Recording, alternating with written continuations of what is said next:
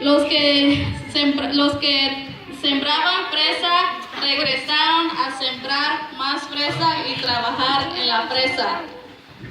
Y los que trabajaban en la uva decidieron regresar a trabajar en la uva y eran tan contentos de cortar más uva y compartirlo con sus familiares.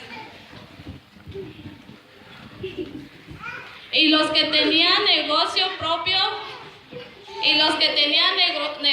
propio regresaron a trabajar y regresaron y abrieron su negocio y empezaron a contar su dinero. Y los que eran granjeros regresaron a la granja. Y cuando llegaron ellos estaban muy contentos porque todos sus animalitos estaban ahí. Las vacas, cabras, todo estaban ahí y ellos le dieron de comer.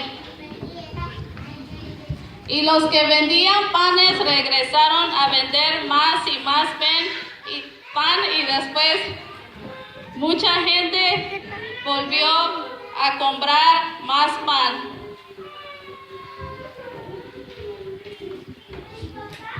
Los leprosos eran tan felices de poder levantar sus negocios, mas lo más triste era que se olvidaron de dar gracias a Dios, sino un leproso lo pudo hacer.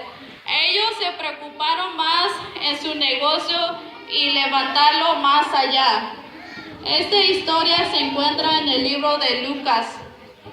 Así fue cuando el Señor Jesús nos sanó y así terminó la historia.